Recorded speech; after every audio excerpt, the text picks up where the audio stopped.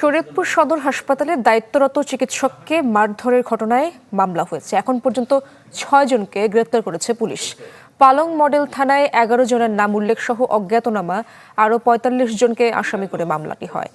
জড়িতদের শনাক্ত ও গ্রেপ্তারে অভিযান অব্যাহত রেখেছে পুলিশ। এদিকে হামলার প্রতিবাদে মানববন্ধন করেছেন চিকিৎসক, নার্স ও হাসপাতালের কর্মকর্তা কর্মচারীরা। গেল শুক্রবার রাতে রোগী মৃত্যুকে কেন্দ্র করে হাসপাতালের জরুরি বিভাগে হামলা ও ভাঙচুর চালায় ক্ষুব্ধ স্বজন ও বহিরাগতরা। পরে দায়িত্বরত চিকিৎসক ডক্টর নাসির ইসলামকে রুম থেকে টেনে হিঁচড়ে বের করে মারধর করা হয়।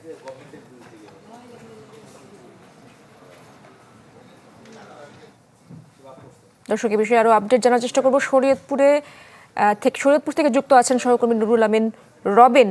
রবিন, কি অবস্থা এখন? চিকিৎসকদের পক্ষ থেকে কি জানানো হয়েছে?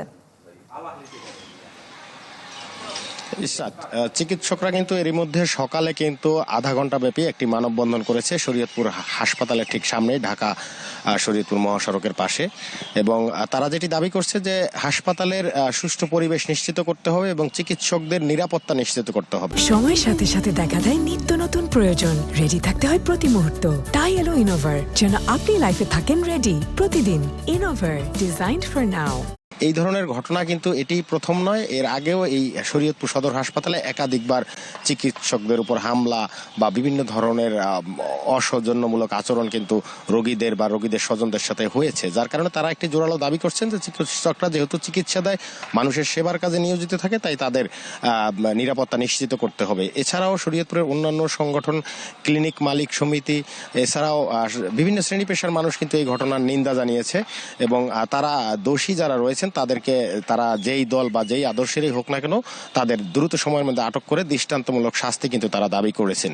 এছাড়া যদি আমি বলি যে এই চিকিৎসকের উপর যে হামলা, ডাক্তার নাসির ইসলামের উপর যে হামলার ঘটনাটি ঘটেছে, এই ঘটনায় হাসপাতালের একজন চিকিৎসক ডাক্তার আকরাম এলাহি তিনি বাদী হয়ে পালং মডেল থানায় ১১ জনের নাম উল্লেখ সহ অজ্ঞাত আরো ৪০ থেকে ৪৫ জনকে আসামি করে মামলা করেছে। মামলা করার পরে আমরা দেখেছি পুলিশের জোরালো অভিযান কিন্তু অব্যাহত রয়েছে। এরই মধ্যে তারা এজাহার নামীয় ৬ জন আসামিকে তারা আটক করতে সক্ষম হয়েছে এবং বাকি যারা রয়েছে তাদের আটকের জন্য কিন্তু তারা অভিযান অব্যাহত রেখেছে।